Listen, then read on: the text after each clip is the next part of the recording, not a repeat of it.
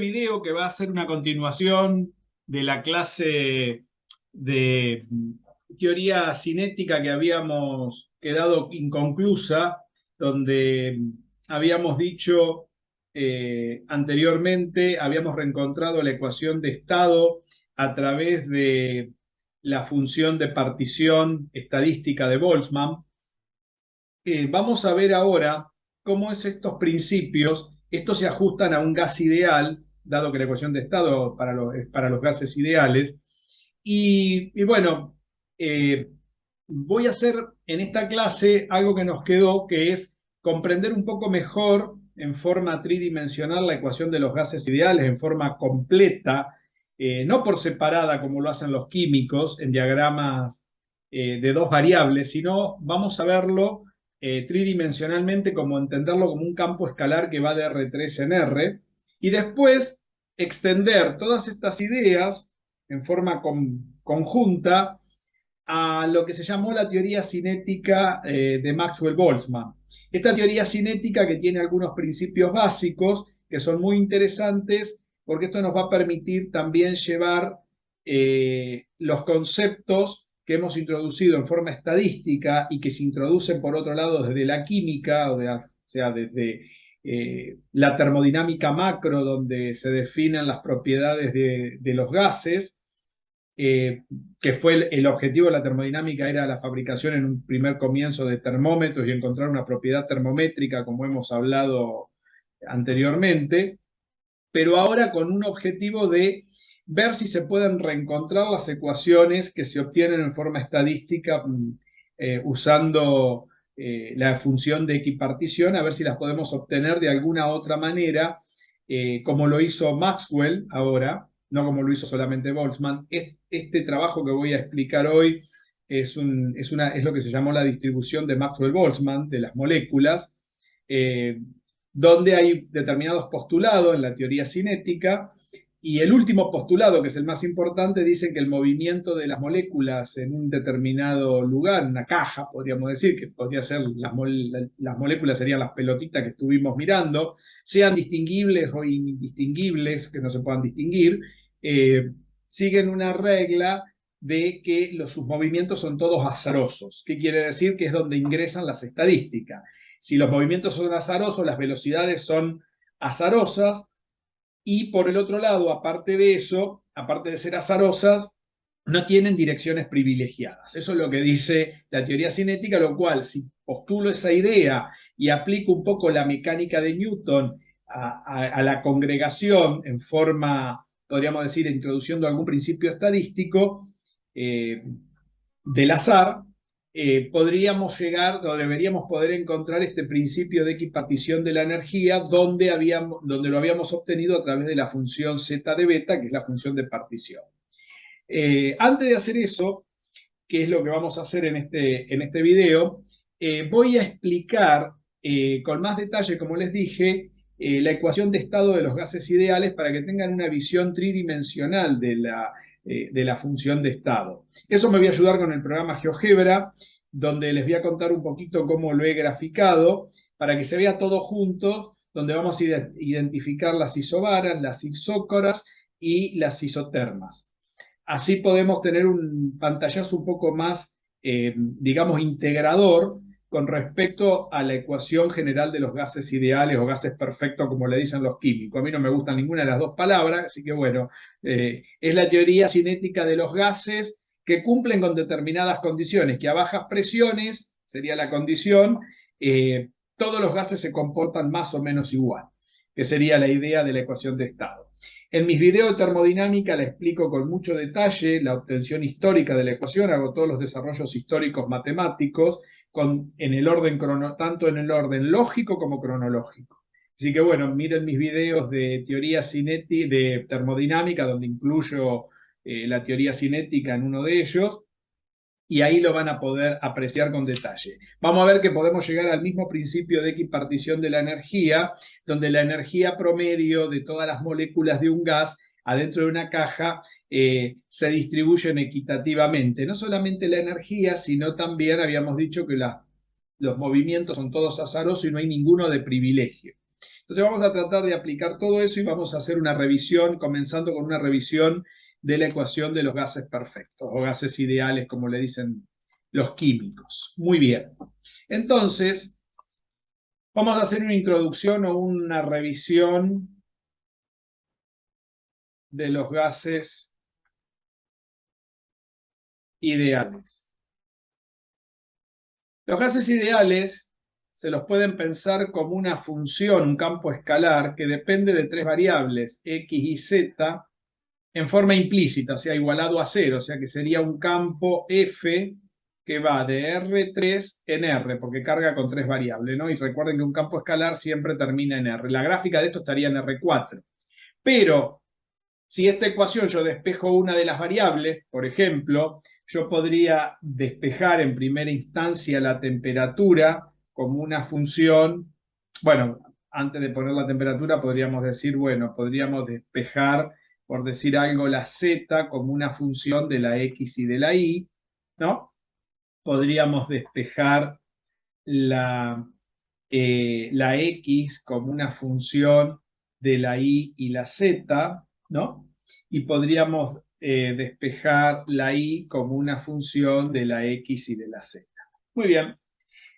Fíjense que podemos asociar entonces, podríamos decir que la x, la y y la z le podemos asignar alguna de las variables termodinámicas. Los gases ideales tienen tres variables.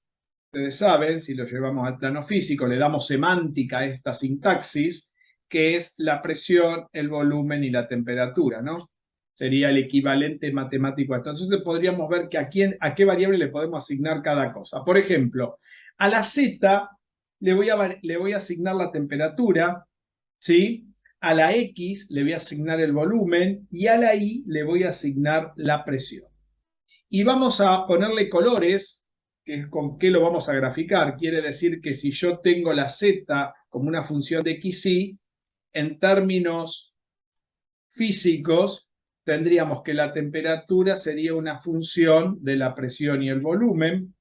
Después podríamos tener, esa sería una, ¿no? Después podríamos tener, por ejemplo, con la I podríamos tener que la presión sería la última, ¿no? A ver, vamos en orden. La X, para seguir el mismo orden que tenemos acá, la X sería una función, ¿la X qué es?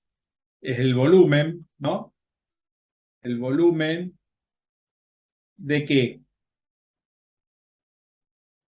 De la presión y la temperatura, y después tendríamos que la presión sería una función del volumen y la temperatura. Muy bien, me van a decir, bueno, pero entonces si uno quiere graficar esto, como esto es un campo escalar, la gráfica de todo esto estaría en R4, perfecto. Pero podríamos graficar, en lugar de graficar, como dado que en R4 no podemos dibujar, lo que podemos graficar es el dominio de este campo escalar que vive en R3. O sea, podríamos graficar alguna función de estas, ¿sí? Donde yo ya despejé alguna de las variables y estarían en juego todas las variables.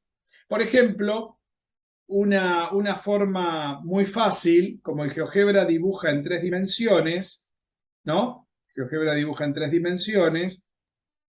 Recordemos que en el GeoGebra tenemos el eje X, el eje Y en el piso y el eje Z en la tercera dimensión. Podríamos agarrar para hacer el gráfico, podríamos agarrar cualquiera de las tres, pero voy a agarrar la primera para hacer el gráfico tridimensional, donde acá le voy a asignar a esto la temperatura y le voy a poner color azul. Después voy a asignar en verde otra de las funciones. Vamos a ver si no le erro.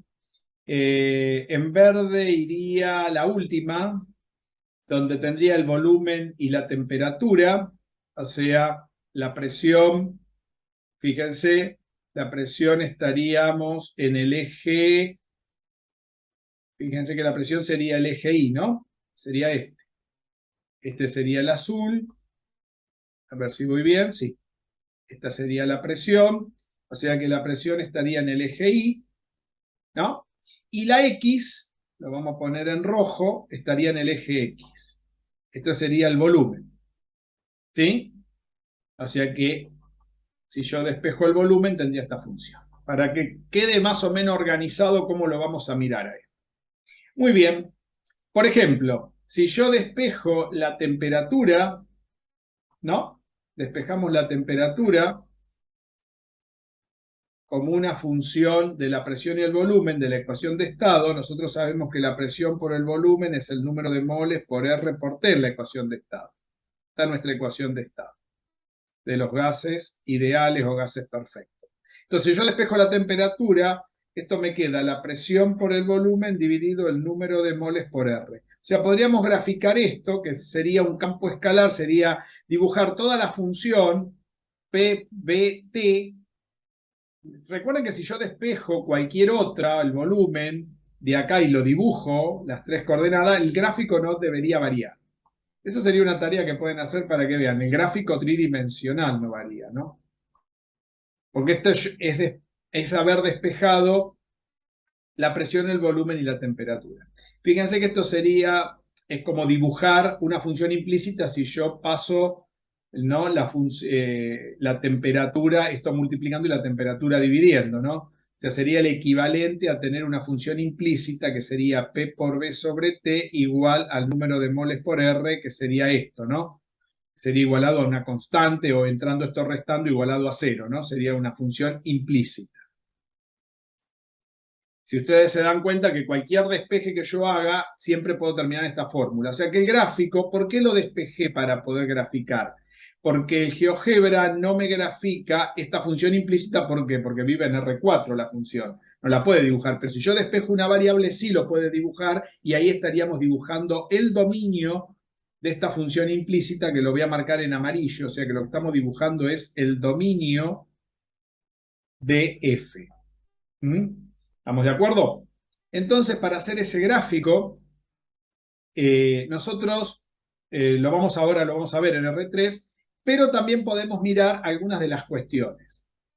¿Qué es lo que hacen los químicos y cómo analizan esta ecuación de estados? En esta ecuación de estados se analiza por separado. Por ejemplo, cuando yo tengo el despeje de la temperatura, que lo voy a hacer todo en azul, me queda que las variables son P por B sobre una constante, que es el número de moles por 0,082. Me voy a evitar poner las unidades para no, para no engrosar mucho la fórmula y andar poniendo cosas. Eso después ustedes lo pueden completar. Fíjense que el número de moles, yo en el gráfico de GeoGebra puse hasta 50 moles de un gas. Le puse hasta 50, pero lo puedo variar. Van a ver que esta fórmula, la forma de esta función va a ir variando de acuerdo a cuando yo cambie el número de moles. Pero ¿qué pasa cuando la temperatura T es constante? Cuando T es constante, ustedes hoy me dijeron en la clase anterior que si la temperatura es constante, ¿no? El producto P por B sobre el número de moles por R, ¿sí? Grafica algo que se llama isoterma. Grafica isoterma. ¿Para qué? Para distintas T. Cada vez que la T es constante, acá dibujo una isoterma. ¿Y qué es una isoterma? Si la T es constante, por ejemplo, en una isoterma la T no puede valer cero nunca. ¿Por qué? Porque si T vale cero, esto pasa multiplicando por cero y el producto P por B nunca podría ser cero. Porque, a ver, el producto P por B no puede ser cero por la sencilla razón que uno de los dos debería ser cero, o sea, estaríamos en una situación de inconsistencia. O sea que al menos la temperatura tiene que tomar un valor distinto de cero, puede ser positivo o negativo, pero cada vez que se mantenga constante, esto me quedaría que P por B sería igual al número de moles por R. Entonces yo podría dibujar en un diagrama PB, ¿no? PB, donde me gustaría ahora sí poner a la P. Fíjense, la P iría en verde y la B iría en rojo, ¿no? Como la hemos definido en el gráfico, acá también. La B iría en rojo y la P iría en verde. Entonces yo podría hacer un gráfico PB donde la presión queda como una inversa del volumen. Y esto, lo que dibujo, es una hipérbola. Esas hipérbolas serían todas isotermas que estarían en este plano, en este gráfico del piso. Por supuesto, nunca podría agarrar el valor cero porque serían las ser hipérbolas, estarían en el plano del piso. Pero eso es cierto en par. Esa sería la primera situación que tendríamos, donde tendríamos las isotermas. Esto es lo que ustedes le dijeron. Quiere decir que ustedes usan un despeje cualquiera, como yo usé, de variables, y después van fijando de a una. Supónganse ahora que en lugar de despejar una temperatura, como teníamos la gráfica, despejamos, por ejemplo, el volumen. El volumen está en rojo, ¿no? Entonces, yo despejo el volumen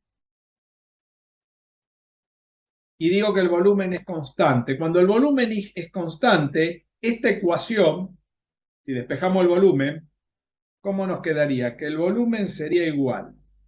Si ustedes se fijan, el despeje del volumen sería, el volumen pasaría dividiendo y esto multiplicando. ¿Sí? Entonces, nos quedaría que esto sería igual. A ver, la presión, fíjense, si despejamos el volumen, la presión pasaría dividiendo y todo está constante multiplicando a la temperatura. Nos quedaría, acá la constante yo la puse en azul, porque estoy trabajando con la constante temperatura, para que quede igual. Ahora estoy trabajando con la constante volumen, así que voy a poner, como esto pasa multiplicando a la temperatura, quedaría con el número de moles por R, por la temperatura que está en azul, dividida la presión. Y si tengo valores constantes de volumen para este despeje, ¿qué es lo que tengo? Tenemos isócoras.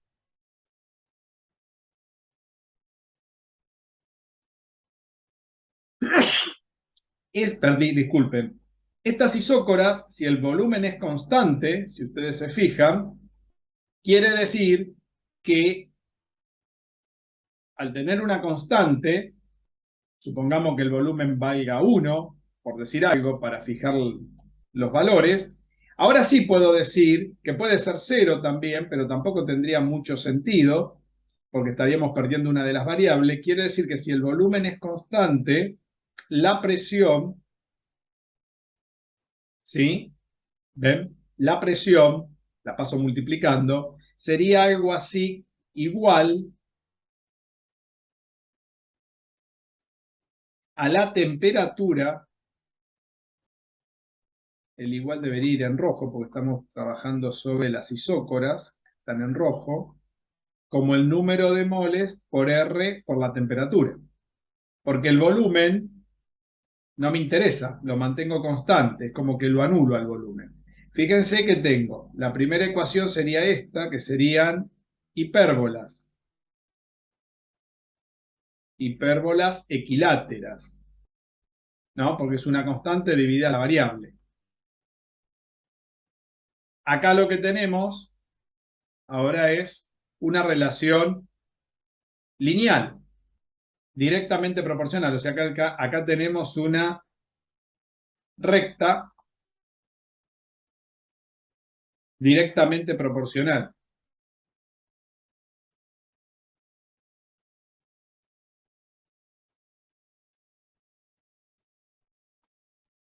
En las isócoras, ¿dónde estaríamos graficando? Estaríamos graficando en el plano presión-temperatura. O sea que esas rectas rojas estarían, fíjense que como son directamente proporcionales, deberían pasar por el origen. Estarían en este plano, ¿ven? Todas estas rectas rojas estarían en este plano. Y por último, algo parecido nos pasaría si despejamos, acá despejamos la presión, acá despejamos la temperatura, ahora despejamos acá despejamos la presión, ¿no? A ver, acá hicimos mal, despejamos la presión, acá tendríamos que haber despejado el volumen, acá, disculpen, ¿eh? El volumen se mantiene constante, la presión queda acá abajo, disculpen. El volumen va en rojo, si el volumen es constante, como el caso de la temperatura, nos estaría quedando que esta relación, si el volumen es constante, nos queda el número de moles, ¿no? Por R. A ver si lo puse bien ahora. Por R por T. Estoy comiendo la T, ¿no? Ay, ay, ay. Mil disculpas. Y el número de moles por R, como despejamos el volumen, esto iría en rojo. Bueno, estamos haciéndose ese despeje. Quiere decir que si el volumen es constante, paso multiplicando la P y me queda la ecuación de esta recta. O sea, estamos en un diagrama PT, ¿no? La P sería la variable dependiente y la T la variable independiente. ¿Se ve? Por eso los químicos, este eje, cuando lo cambian de lugar, lo ponen acá abajo y acá ponen la presión. Pero cuidado porque el PB, que serían las hipérbolas, lo dejan como están. Entonces, hacen un cambio una vez que, porque no despejan la temperatura acá. Si fuéramos, habría que haber despejado la temperatura de acá, pero los químicos no hacen eso. Quiere decir que cuidado porque la variable dependiente ahora quedó en el eje del piso. ¿Sí? Porque ahora esta es variable dependiente, sigue siendo variable dependiente tanto para el volumen, para la X, porque este sería el plano XY, pero sigue siendo variable dependiente para la Z. ¿Sí? La variable independiente sería la Z. Vamos ahora a la última, que sería en el plano temperatura-volumen, lo que nos estaría quedando. Si hacemos lo de temperatura-volumen, si lo podemos dejar ahí para que se vea, vamos a despejar la presión. O sea que la presión va a ser igual a qué cosa. Nos va a quedar el número de moles por R por la temperatura, todo dividido el volumen, que va en rojo. Entonces, lo que yo tengo acá, si tengo este despeje, tenemos, ¿no? Si tengo este despeje, ¿se dan cuenta? Estaríamos despejando esto. Lo que tenemos acá serían isobaras, cuando la presión se mantiene constante, ¿no? Esto es presión constante, tenemos isobaras. O sea, las isobaras son distintas curvas cuando la presión se mantiene constante, o sea que esto sería un número, empecemos con que sea igual a 1, paso el volumen multiplicando como hicimos recién. A ver si se ve. Pasamos el volumen multiplicando y nos va a quedar algo así como, ¿sí? Esto va a ser igual al número de moles por R por la temperatura. Y esta ecuación es otra ecuación lineal. Es otra recta que queda entre volumen y temperatura. Es otra recta donde marca magnitudes directamente proporcionales. Lo mismo que el caso de la presión. ¿Dónde están estas rectas dibujadas entre volumen y temperatura? Fíjense que el volumen ahora es la variable dependiente. Estarían dibujadas acá, en color verde.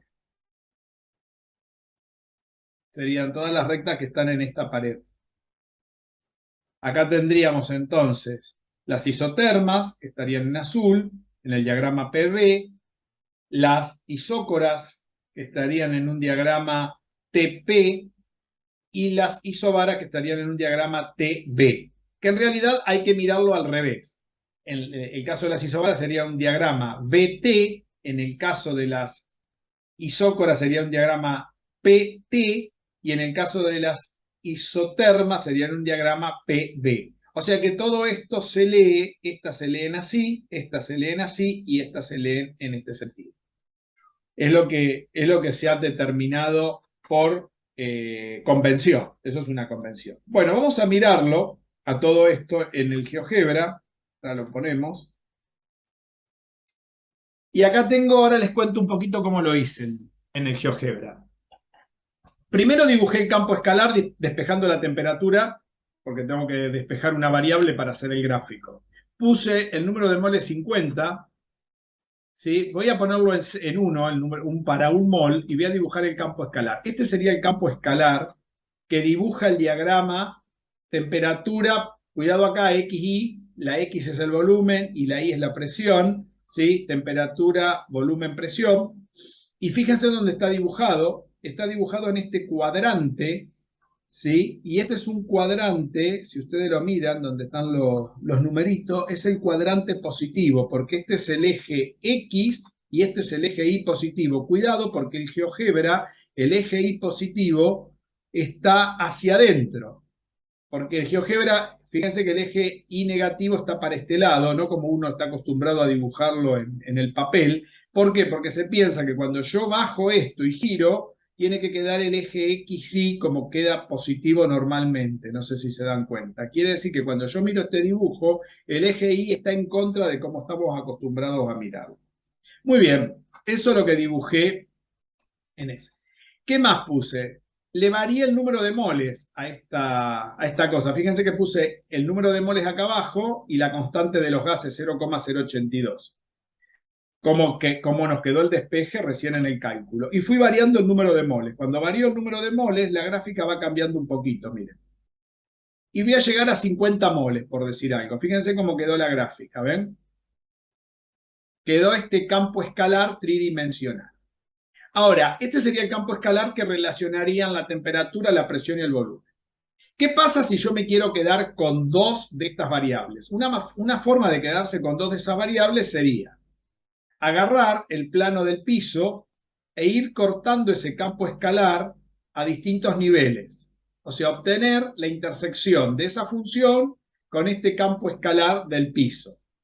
¿Por qué? Porque eso nos daría las curvas de nivel, según lo que aprendimos en análisis 2, las curvas de nivel a cada punto del valor de temperatura constante. Sería el plano del piso, porque sería temperatura constante variando el diagrama PV. Sin hacer el despeje acá, que no hace falta, pero sí lo hicimos recién, podemos agarrar y deshacernos del plano del piso y decir, bueno, ahora agarro uno de los planos, por ejemplo, el plano X igual 0 de la pared, ¿no? Si el plano es el X igual a algo, son valores que se mueven, serían los planos Y, ¿no? Y los voy moviendo, ¿ven? Para determinados valores positivos. Lo tomé porque no necesito todos los cuadrantes, porque no le voy a poner valores negativos que no me hacen falta, porque la función la vamos a analizar en los valores, en el cuadrante positivo. Presión, volumen y temperatura. Se puede hacer en todos los cuadrantes, pero es un lío. Vamos a tratar de, aunque sea que puedan verlo en el cuadrante positivo. Muy bien. Ahí tengo los cortes de este plano, deberían dar rectas, dado que el plano este, que es el plano X igual a 0, ¿qué dibujo en el plano X? Las cosas de Y y de Z. Recordemos que las cosas de Y y de Z, si miramos de Y y de Z, la Z, si miramos un poquito arriba, lo que habíamos escrito, la Y y la Z son cuestiones de presión y temperatura. O sea, las cuestiones presión y temperatura, que sería esta ecuación, estaríamos dibujando isócoras. Serían las rectas que estarían de color de presión y temperatura. Serían, perdón, isobaras, no isócoras, isobaras, serían de color verde. A ver si lo estoy diciendo bien. Las isotermas serían de color azul, porque estarían en el plano del piso. Las isobaras son verdes, porque me mantengo a volumen constante. Quiere decir que estas rectas deberían ser... perdón, a ver si puse bien las cosas. Acá tengo mal un... No, está bien, el volumen lo pasé multiplicando, acá pasé la presión multiplicando, está correcto. Quiere decir que si el volumen es constante, estoy dibujando en el plano ZP, está bien. Las isócoras serían de color roja y las isobaras de color verde. Muy bien. Entonces, si miramos acá, si este es el eje Y, recordemos que el eje Y es la presión y el eje rojo es el volumen, y acá estaría dibujando presión, temperatura. Recordemos que el eje azul es, si estoy dibujando presión, temperatura, me estoy manteniendo a volumen constante, quiere decir que acá estoy dibujando isócoras, que son las rojas. Muy bien. Y en el otro eje, y tengo otro plano más, que donde voy a tener que dibujar en el plano verde, ¿sí? En el plano verde, que estoy dibujando volumen, temperatura, estaríamos sobre presión constante, estaríamos dibujando las isobaras. Estas tendrían que ser de color verde, las isobaras. Muy bien.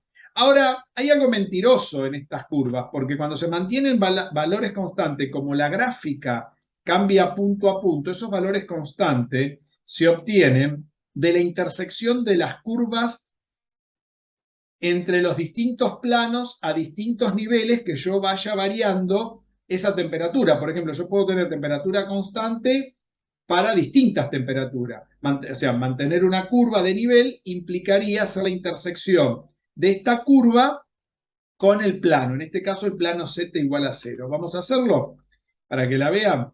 Recordemos que el cuadrante positivo estaría acá, ¿no? Entonces, ¿uno qué dibuja? Dibujaría variando los planos. Acá puse unos deslizadores para poder variar los planos. Ahora voy a variar el plano Z igual a 0 y lo voy a pasar a Z igual a 1, a Z igual a 2, Z igual a 3, y le voy a pedir que me vaya trazando en esos movimientos, ¿ven? Las curvas que quedan delimitadas ahí. Y le voy a poner un deslizador para que la vean. Le voy a poner el rastro, a ver si me la hace. Miren. Ahí estarían las distintas hipérbolas que se obtienen de la intersección de esa función, de ese campo escalar, con las curvas de nivel. Ahora voy a quitar el plano y les voy a mostrar que esto es lo que uno dibuja en corte desde arriba en el plano. ¿Ven? En el plano, recuerden que el eje rojo, ¿no?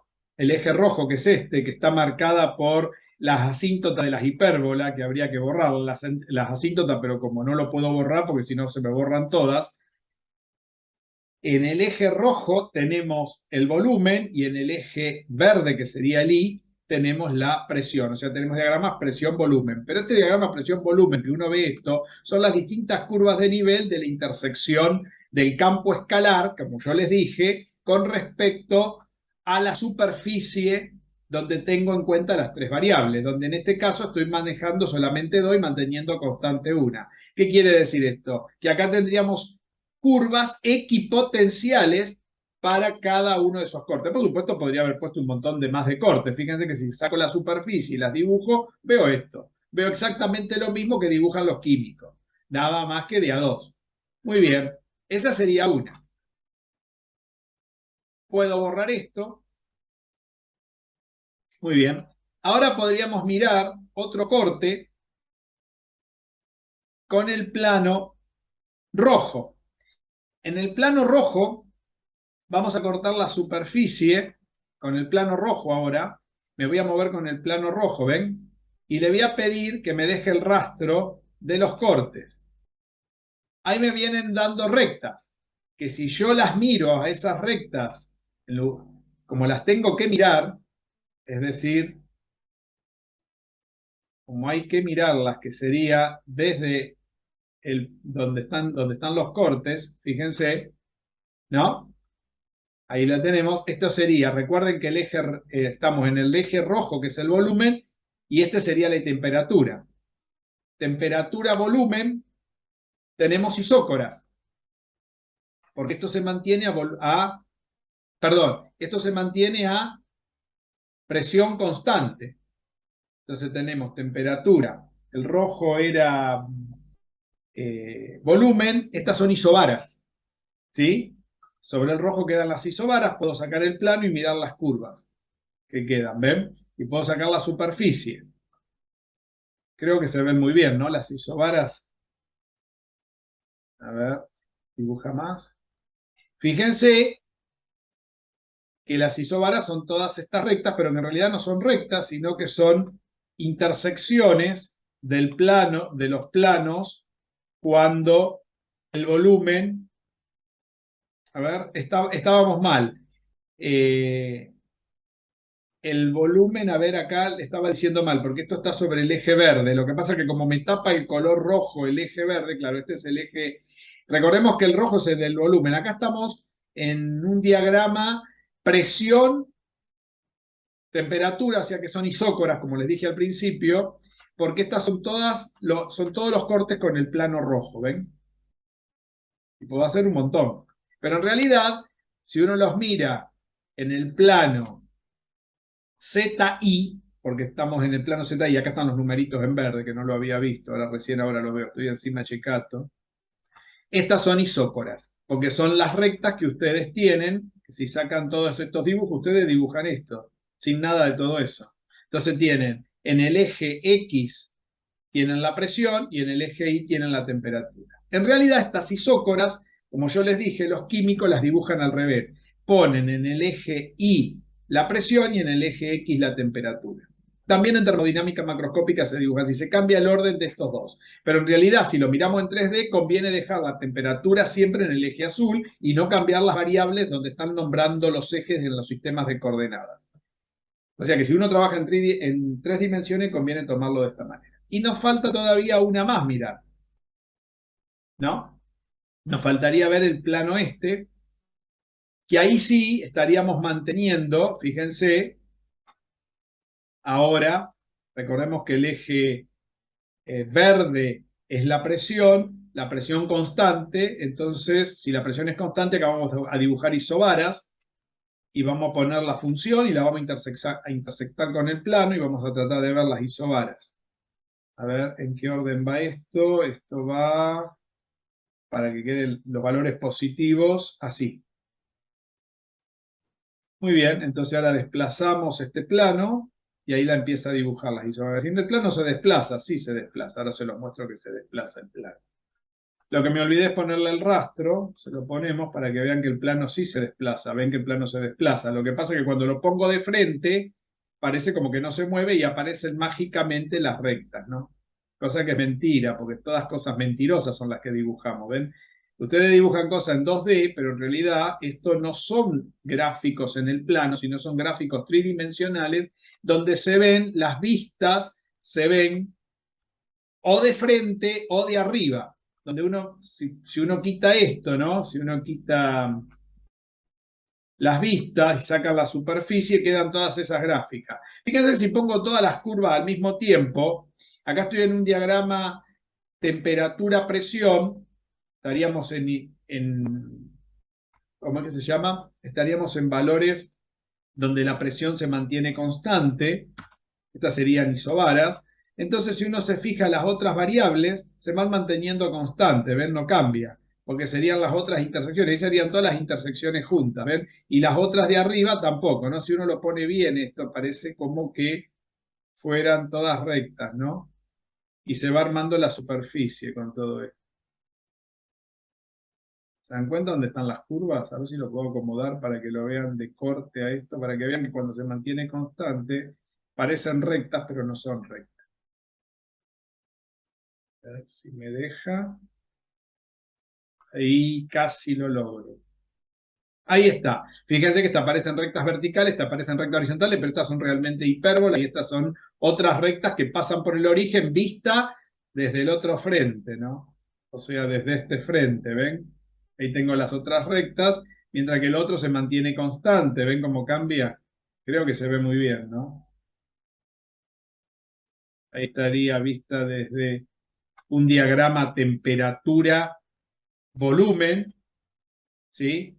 Y ahora vista desde arriba, tengo un diagrama presión-volumen cuando los otros valores van cambiando punto a punto y van generando la isoterma. Creo que mejor no se puede ver las curvas de nivel y van formando la superficie que teníamos anteriormente, que es esta, ¿no? Ahí tendríamos todas las gráficas sobre la superficie, que es lo que ustedes ven. O sea, que es lo que ustedes grafican por separado, acá lo tienen tridimensionalmente muy bien organizado, como pueden ver. Bueno, esto es muy importante tenerlo presente porque de esta manera realmente funciona el sistema de la ecuación de los gases perfectos, ¿no? En ese diagrama, en ese campo escalar, con las curvas de nivel. Muy bien, con esto hasta acá estaría. ¿Qué voy a hacer ahora?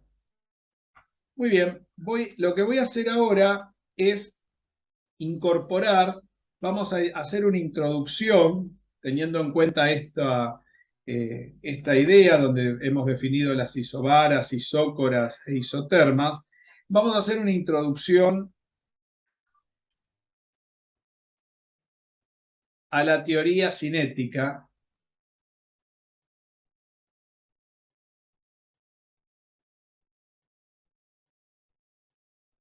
de los gases ideales, usando esta ecuación de estado. Muy bien, para hacer eso, vamos a usar varias de las hipótesis que enunciaron Maxwell-Boltzmann, que fueron los que desarrollaron esta teoría. Y dentro de esas hipótesis hay una interesante que dice que las velocidades moleculares son azarosas, o podríamos decir, cumplen con el azar estadístico y no tienen direcciones de privilegio. Este es uno de los postulados. Entre tantos, de todos los postulados de Maxwell y de Boltzmann, de la teoría de los gases, por ejemplo, se supone que las pelotitas, o sea, las moléculas son como pelotitas que rebotan entre ellas y contra las paredes del recipiente, son esféricas, perfectas, los choques son elásticos. Bueno, hay un montón de hipótesis, pero dentro de todas esas hipótesis, esta es una de las más interesantes. Vamos a tratar de entender. Supongamos que tengamos una caja real donde tenemos pelotitas en una caja. No voy a dibujar la caja, voy a dibujar el sistema de ejes X y Z, donde la caja, que se yo, puede estar por acá. No me quiero meter con dibujos de cajas y todas esas cosas, pero más o menos hay que tener una idea. Y donde las pelotitas se pueden mover aleatoriamente acá adentro. Acá tendríamos las pelotitas del gas. Estas son muy grandes en relación a esta cajita, ¿no? Pero bueno, la hice así para que las puedan ver. Supongamos que yo tengo una pelotita, si la caja fuera unidimensional, si la caja fuera de una dimensión, o sea, tenemos la caja fuera de una dimensión, quiere decir que cada pelotita, una pelotita,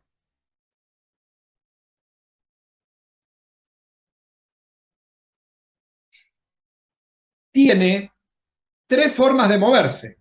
Se puede mover en el eje X, se puede mover en el eje Y o se puede mover en el eje Z, la pelotita. O sea, esto es lo que se llama que cuando yo combino y la combinación de estos tres ejes, quiere decir que con esa pelotita se puede mover en esas tres direcciones que tiene, y por lo tanto, como esa pelotita tiene una masa, esa masa se puede mover en cualquiera de estos tres ejes. Por lo tanto, tiene 3 grados de libertad, se le dice. ¿Por qué tiene 3 grados de libertad? Porque tiene la posibilidad de moverse en esos tres ejes sin tener en cuenta rotaciones ni nada. Acá estamos pensando que la pelotita se produce movimiento de traslación. Ahora, si yo tengo Esto sería una caja, en una caja unidimensional tendría un solo grado de libertad, pero esto sería para una caja de 3 dimensiones, ¿no? Acá me estamos diciendo mal. Esto sería una caja de 3 dimensiones o una pelotita. Recordemos que las cajas son de 3 dimensiones. Si fuera de una dimensión, tendría o en el eje X, en el eje Y o en el eje Z. Pero como la caja tiene 3 dimensiones, esta es una caja de 3 dimensiones. Ahora, si yo tengo n pelotitas, ¿sí? Quiere decir que cada pelotita tiene un grado de libertad en X, un grado de libertad en Y, un grado de libertad en Z. O sea, tiene 3n grados de libertad a moverse, ¿no? Claro, esto es cierto, siempre y cuando yo pueda identificar bien todas las pelotitas. Porque si yo tengo 10 pelotitas, voy a tener 30 grados de libertad, porque voy a tener 10 grados de libertad para cada una de esas pelotitas. Como voy a tener, si yo tengo 30 pelotitas, perdón, si tengo 10 pelotitas y cada una tiene 3 grados de libertad, en total hay 30 grados de libertad en ese sistema. No sé si se entiende. Porque una pelotita tiene una posibilidad de moverse en X, otra posibilidad de moverse en Y, a ver si lo puedo dibujar. Supongamos que agarro esta verde. Tiene una posibilidad en X, una posibilidad en Y y una posibilidad en Z, ¿no? O sea, tiene movimiento en X, movimiento en Y y movimiento en Z. Son 3 grados de libertad, porque tiene una coordenada en X, una coordenada en Y y una coordenada en Z que va a ir cambiando. O sea que cada pelotita tiene 3 coordenadas libres a moverse. Si yo tengo 30 pelotitas, ¿cuántas coordenadas libres hay? 30 coordenadas, o sea, 30 grados de libertad para todas las pelotitas. ¿Está? Eso siempre y cuando yo las pueda distinguir. Pueda tener una amarilla, pueda tener una roja, pueda tener una naranja. Si yo las puedo distinguir, no tengo ningún drama, ¿no? Estamos pensando en pelotitas todas distinguibles. Ahora, si no las puedo distinguir, también tienen 30 grados de libertad. ¿Sí? Ya después vamos a hablar en un sistema que no se puedan distinguir. Recordemos que la energía media que calculamos con la función de partición, sean distinguibles o no distinguibles las pelotitas, nos dio exactamente lo mismo en la clase anterior. Pero bueno, tengámoslo en cuenta nada más. Después lo vamos a ver si ese resultado nos viene bien acá. Muy bien. Supongamos que yo quiero saber ahora la velocidad promedio que tiene una pelotita dentro de la caja. La velocidad promedio o la velocidad media de una pelotita adentro de la caja, media, esto significa media o promedio. Hasta ahora no lo usamos, pero a partir de ahora por ahí nos va a venir bien empezar a usar esa notación. Cuando escribimos la energía, también la podemos poner así. A veces los físicos la escriben así, o también le ponen este símbolo. Cualquiera de los dos. Esta significa energía interna y esta es energía cinética que en algún momento dentro de la caja coincide con la energía interna. Pero bueno, estas son anotaciones que después lo vamos a empezar a usar, que son muy útiles porque los libros escriben así, bueno, va a haber que acostumbrarse. Estos se llaman kets, este signo. No me acuerdo si va con S o con Z, bueno, después se lo averiguo eso. Ahora viene, siempre me olvido de todas estas cosas. Así que bueno. Entonces, si tenemos la velocidad promedio, esta velocidad, como es un vector, va a tener una componente en X, va a tener una componente en Y y una componente en Z. O sea que voy a tener una velocidad en X promedio más una velocidad en Y promedio más una velocidad en Z promedio. Esa sería la idea, ¿no? De Boltzmann, de Maxwell y de Boltzmann. Que las velocidades, esta sería la velocidad media. Esta sería la velocidad media. Ahora bien, esta velocidad media o velocidad promedio, ¿sí? que se compone por una componente en X, una componente en Y, una componente en Z, como no tiene direcciones privilegiadas de acuerdo a este postulado que forma parte de la teoría cinética de los gases, quiere decir que la velocidad, como no hay direcciones privilegiadas, como no hay privilegio, no hay privilegio al movimiento, quiere decir que la velocidad en X va a ser exactamente lo mismo que la velocidad en Y va a ser exactamente lo mismo que la velocidad en Z. Por lo tanto, yo podría reemplazar la velocidad en Y y la velocidad en Z por una velocidad en X o cualquiera de las variables, ¿no? En conclusión, podríamos hacer lo siguiente, podríamos decir entonces que la velocidad, voy a usar la X porque siempre se usa la X, media va a ser la velocidad en X más la velocidad en X más la velocidad en X. Podría haber usado la Y, que era exactamente lo mismo. Quiere decir que esto es 3 veces la velocidad en una dirección dada. Quiere decir que la velocidad en una dirección dada es 1/3 de la velocidad media total. Esto es importantísimo porque esto se cumple únicamente si estoy en una situación donde no hay privilegios, es decir, donde todas las moléculas reciben, o sea, tienen la misma posibilidad al moverse y ninguna tiene ningún privilegio de movimiento, que es donde se centra la idea de la teoría cinética. Muy bien, si esto es así, quiere decir que los grados de libertad no se privilegian para ningún lado. Quiere decir que todos los grados de libertad son equiprobables. ¿Qué quiere decir equiprobables? Que todos tienen la misma probabilidad para moverse. Por eso puedo reemplazar de esta manera. Muy bien. En función de esto, lo que calculó para una pelotita es el momento, lo que calculó Maxwell y Boltzmann. El momento P, que vamos a trabajar a partir de ahora todo en forma escalar, es sencillamente la basa por la velocidad en alguna dirección promedio, ¿no? Por ejemplo, el momento en X, perdón, la velocidad en X.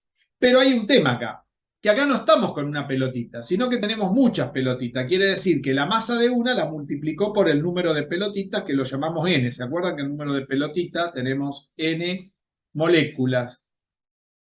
Yo le digo pelotitas, pero pueden ser moléculas, átomos, lo que ustedes quieran. La masa N por M, ¿no? N mayúscula por M. Este sería el momento en alguna dirección cualquiera, por ejemplo X, que es la que yo tomé. Muy bien, este momento, que lo vamos a recuadrar, este sería el momento lineal,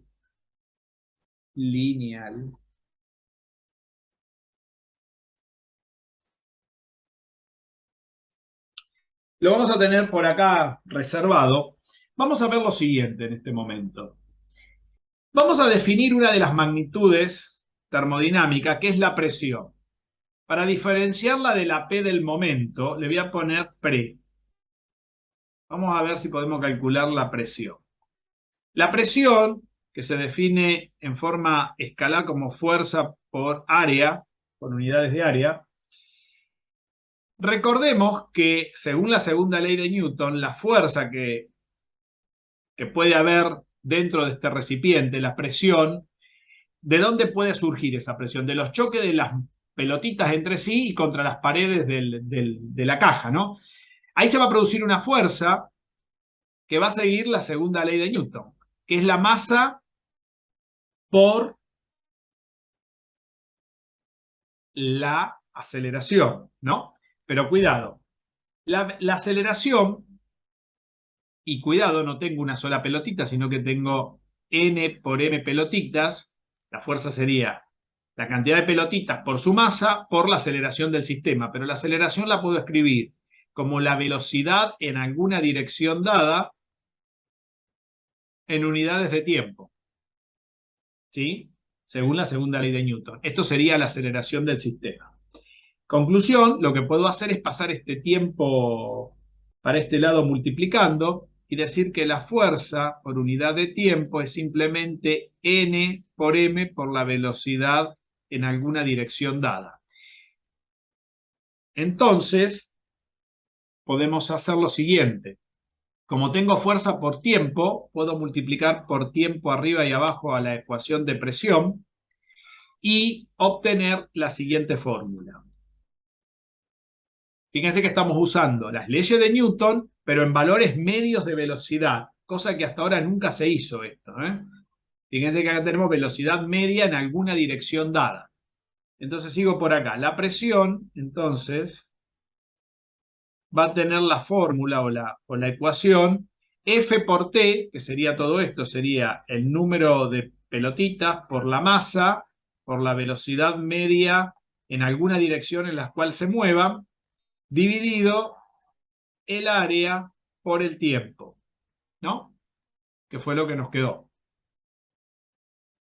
Muy bien. Ahora bien, vamos a hacer lo siguiente ahora. Voy a hacer lo siguiente. La velocidad media, cuando una pelotita se mueve y tiene una velocidad media, esa velocidad media también cumple con los parámetros cinéticos. ¿Qué quiere decir esto? Que como se mueve en una dirección a una gran velocidad, esa velocidad media es como si se mantuviese constante, es decir, sigue la ecuación de velocidad de un movimiento rectilíneo uniforme. Esta es otra de las hipótesis que están dentro de la teoría cinética de Boltzmann, de Maxwell y de Boltzmann. ¿Qué quiere decir esto? Que la velocidad sería la distancia recorrida, esa distancia que no es tan simple decir que es, dividido el tiempo, ¿no? Y si despejo el tiempo, me va a quedar que el tiempo sería algo así como la distancia dividida el valor medio de la velocidad en esa dirección, donde se está moviendo. ¿Por qué puse X? Porque estoy considerando la velocidad en X. Si hubiera tomado la velocidad en Y, tendría que poner Y. Si hubiera considerado la velocidad en Z, tendría que poner Z. Entonces ahora esto lo voy a reemplazar acá. Y me va a quedar que esto es el número total de moléculas o de pelotitas por la velocidad promedio dividido el área por X dividido la velocidad media en esa dirección. Entonces, lo que voy a hacer acá es pasar esto multiplicando y me va a quedar, esto sería el número de moles por m por la velocidad media al cuadrado, porque esto estaría multiplicando dos veces, dividido el área por la distancia. Y el área por una distancia, esto sería valores de área por unidades de longitud, ¿no? Porque estos son lineales, esto me daría un volumen. Esto sería el volumen que estaría encerrándose, o sea, el X sería toda la distancia posible que tiene adentro de la caja. Por ejemplo, si la caja tiene un largo dado, la pelotita se puede mover durante toda esa caja. Si tengo otro ancho dado, se puede mover durante todo ese ancho. O sea que el X, que podría ser este, o si hubiera tomado el Y sería este, hubiera puesto una Y acá, o si hubiera tomado el Z sería el ancho de la caja, ¿no? Entonces, esto me estaría dando todo el volumen de la caja. Entonces esto me quedaría, esto sería el número total de partículas por m, por el valor medio, vamos a separar acá, de la velocidad en x al cuadrado dividido el volumen de la caja. O sea que la presión me va a quedar el número de pelotitas, el número de moléculas, por m, por el valor medio al cuadrado dividido el volumen. Pero hay un tema acá. Nosotros podemos considerar que este valor medio, el valor medio al cuadrado de un valor promedio, se puede demostrar en forma estadística que eso es equivalente. No lo voy a hacer porque esto es dar probabilidad de estadística, lógico, si no tengo que dar otro curso. Eso es igual al valor de la velocidad al cuadrado promedio. Es decir, el cuadrado del valor medio de una magnitud es igual al valor cuadrático medio, porque este sería el valor cuadrático de la velocidad, ¿sí? Promedio. O sea, esto es exactamente lo mismo. Entonces la presión, y por el otro lado habíamos dicho que esto es igual a 1/3 de la velocidad total media, no en una dirección, sino en la total, en las tres posibilidades, era 1/3, porque era equitativamente, ¿no? Si esto está elevado al cuadrado, entonces esto va a ser igual a 1/3 de esto. Por lo tanto, acá podemos reemplazar, que esto es equivalente, que la presión será 1/3 del número de moléculas por la masa dividido el volumen por la velocidad cuadrática media. Esta es una fórmula que arroja la teoría cinética de la presión, y es una fórmula muy importante de la presión. ¿Sí? Yo quiero que miremos, de acuerdo a esta fórmula, quiero que miremos algunas cosas interesantes de esta fórmula. Lo primero que quiero que miremos es lo siguiente. Nosotros sabemos que la energía interna, U, para un determinado número de pelotitas, la habíamos calculado a través de la función z, ¿no? Como menos la derivada de z, de la función z con respecto a beta. Muy bien. Vamos a ver ahora si podemos buscar esto conociendo la presión y conociendo la ecuación de los gases ideales. Hay algo interesante que nosotros sabemos, que yo sé que la presión por el volumen es el número de moles por R por la temperatura para un gas ideal, que es lo que estamos mirando, ¿no? Entonces, si esto es así, poner bien la palabra, la presión, ¿sí? Yo lo que voy a hacer ahora, si multiplico por el volumen a ambos lados, me va a quedar, fíjense, que la presión, ¿a qué va a ser igual? Fíjense que si lo multiplico por el volumen, me va a quedar. Si multiplico todo esto por el volumen, se me simplificaría con esto, ¿no? Vamos a hacerlo. 1/3 de n por m sobre el volumen por la velocidad cuadrática media por el volumen, ¿no? Multipliqué por la presión por el volumen. Este volumen se va con esto, entonces la presión por el volumen es esto. Es 1/3 del número de moles por la masa, el número de, no de moles, de pelotitas, ¿no? Por B al cuadrado, ¿no? Esto sería la presión por el volumen. Pero si esto es la presión por el volumen, también la presión por el volumen es esto. Por lo tanto, si los primeros miembros son iguales, puedo igualar los segundos. Creo que se ve bien esto, ¿no? No sé si lo alcanzan a ver. Si los primeros miembros son iguales, puedo igualar los segundos. Quiere decir que 1/3, lo voy a hacer por acá, de n por m por la velocidad cuadrática media es igual al número de moles por R por la temperatura. Vamos a recuadrar esta formulita y vamos a tener en cuenta otra cosa más. La energía cinética, que en este caso la única que tiene el sistema es igual a la energía interna del gas, según Newton, ¿a qué sería igual? Ahora en valores promedio de velocidad. Según Newton, esto sería la energía cinética y tendría la pinta como un medio de la masa por la velocidad promedio al cuadrado, o sea, la velocidad cuadrática media, ¿no? Que sería igual la velocidad promedio al cuadrado igual que la velocidad cuadrática media. Y esto lo puedo, esto sería para una partícula, pero como tengo n, tengo que multiplicar por n acá. Muy bien, si esto es así, lo que podemos hacer es lo siguiente. Si ustedes se fijan, podemos agarrar y achicar un poco estas fórmulas de la siguiente manera. Vamos a ver si podemos hacer algunos ensambles acá con la fórmula. Acá tengo la energía cinética y tengo también esta relación de la presión por el volumen, ¿no? Si vuelvo a la ecuación de arriba, a esta, tengo la energía cinética, voy a tratar de escribir la velocidad cuadrática media en términos de la energía cinética, o sea, en términos de U.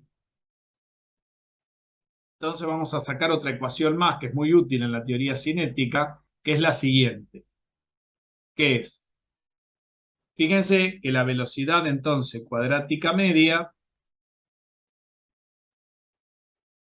de la energía será algo así como 2 veces U, ¿no? Paso multiplicando, dividido la masa, ¿no? Esto pasaría dividiendo por el número total de moléculas. Y esto lo puedo reemplazar acá, en la presión. O sea, esto lo reemplazamos en esta fórmula. Lo metemos ahí. Y si hacemos eso, nos va a quedar que la presión va a ser igual a 1/3 de N por M sobre el volumen por 2 por la energía interna dividido N por M. Y podemos simplificar N por M y nos va a quedar que la presión va a ser igual a 2/3, ¿sí?, de U. A ver si lo pusimos bien, si hicimos bien el despeje. De U, 2/3 de U sobre B, ¿no?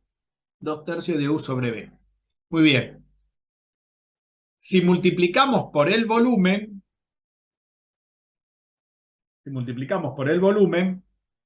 nos quedaría que la presión por el volumen, para obtener la misma ecuación, nos va a quedar 2/3 de U, nada más.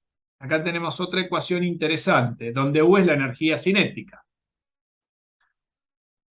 Quiere decir que si la presión por el volumen es 2/3 de U,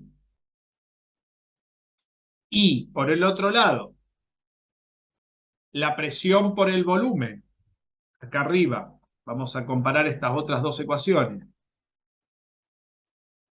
es nRT, podemos decir lo siguiente. Hemos sacado unas cuantas fórmulas muy útiles de la teoría cinética. Quiere decir que, recordemos, a ver, perdón, que lo subí demasiado, así lo podemos ver. La presión por el volumen es el número de moles RT, de acuerdo a la ecuación de los gases ideal, y la presión por el volumen es 2/3 de la energía interna. Quiere decir, unificando esta ecuación con esta otra, los primeros miembros son iguales, de los segundos podemos decir que 2/3 de U, de la energía interna, vamos a poner la U que corresponde, no esa, es simplemente el número de moles por R por la temperatura.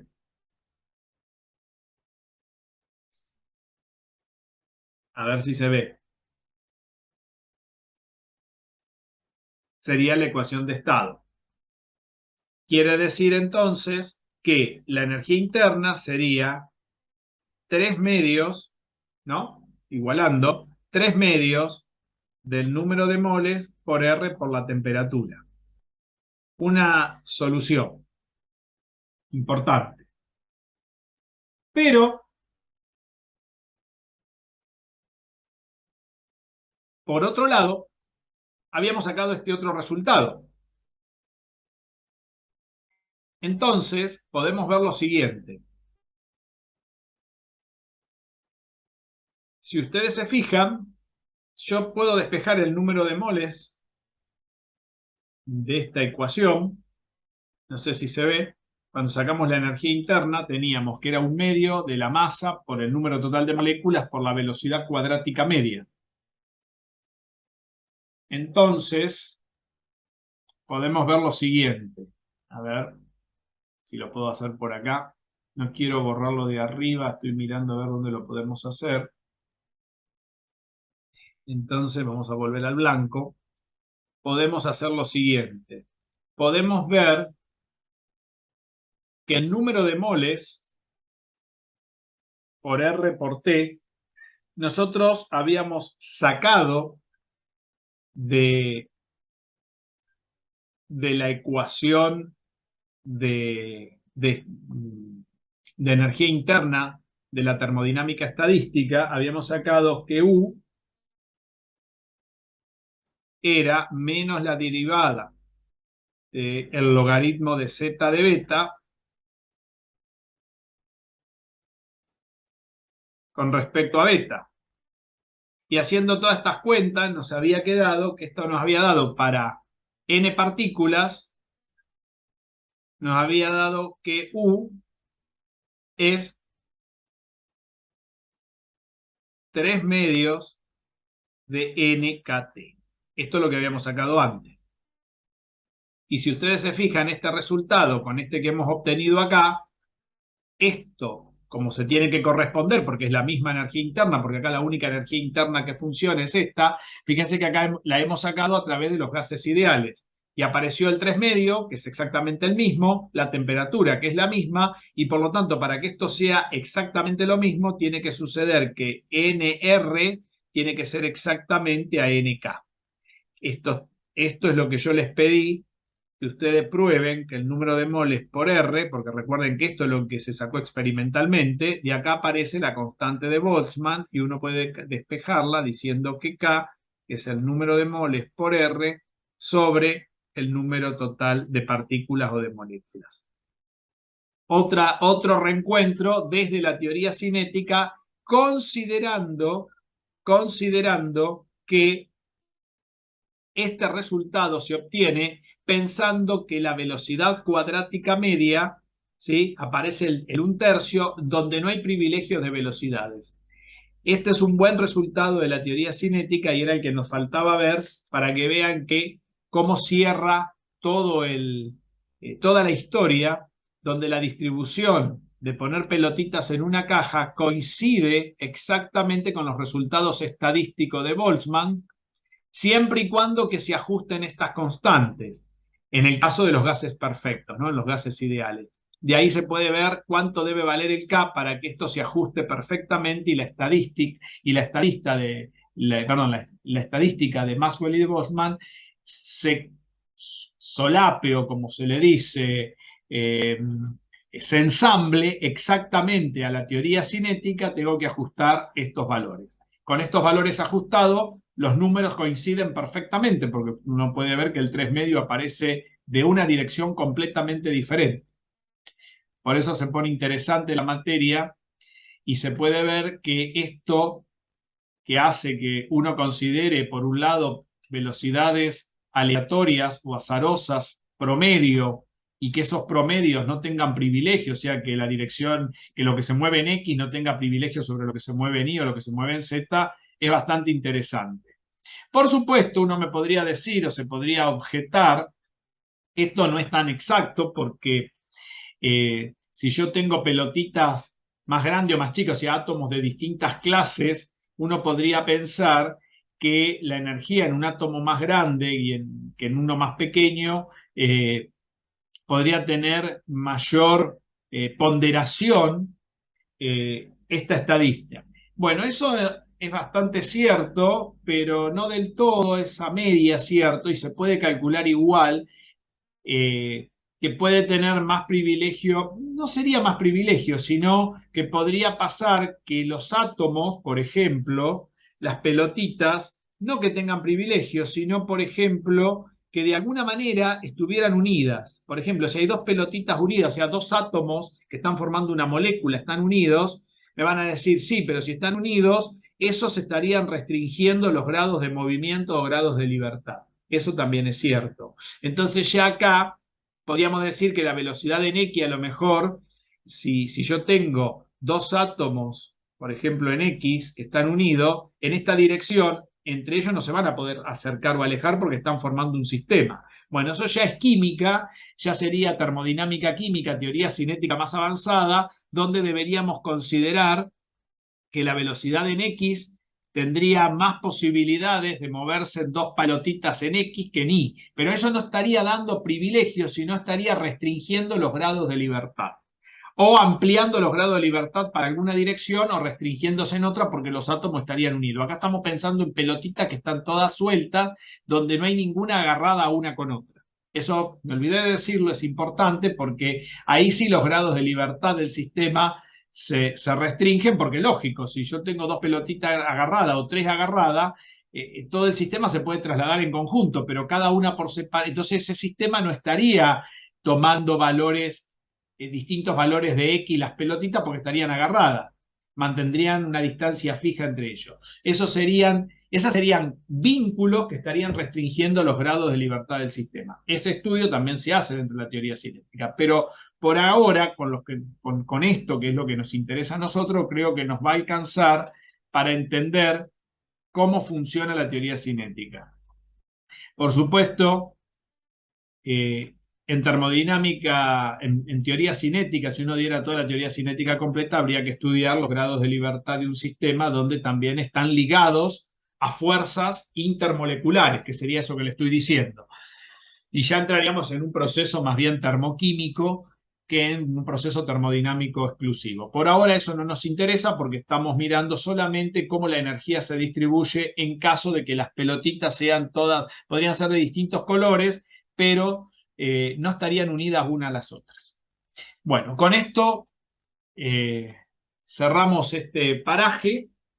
Y con esto nos va a llevar, vamos a ver todo esto, quiere decir que la energía media se distribuye equitativamente para todas las moléculas de un gas ideal. Y bueno, esto vamos a ver cómo nos lleva despacito a la cuantificación, donde tenemos que empezar a estudiar ahora los problemas del calor por radiación.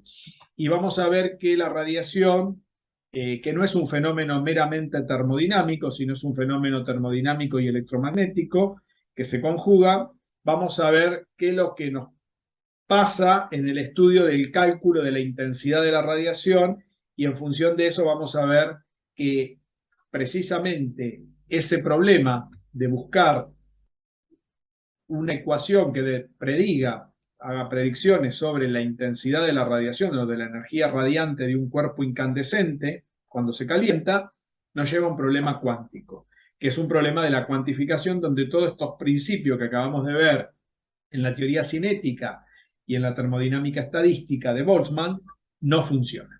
Así que bueno, la próxima clase de este tipo la vamos a tener la próxima semana, ya les voy a avisar el jueves cuando nos encontremos en el instituto cuándo la vamos a hacer.